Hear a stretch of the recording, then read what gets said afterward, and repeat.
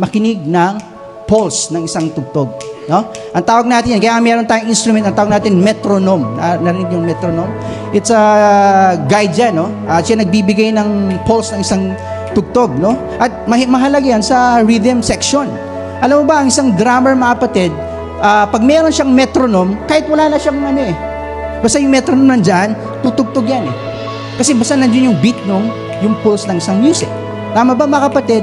So yun ang point ng Panginoon sa buhay natin. Meron siyang nilagay sa'yo na pulso sa buhay mo. Good news, mga kapatid, iba-iba tayo ng pulse. Say amen.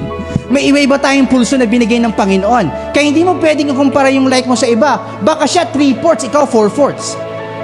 Baka siya 3/8, 6/8. Baka siya, alam mo yon? Kaya hindi mo pwede sabihin, huy, bumabaksak na siya, ako hindi pa nagbabaksak ka. Iba yung rhythm niya eh.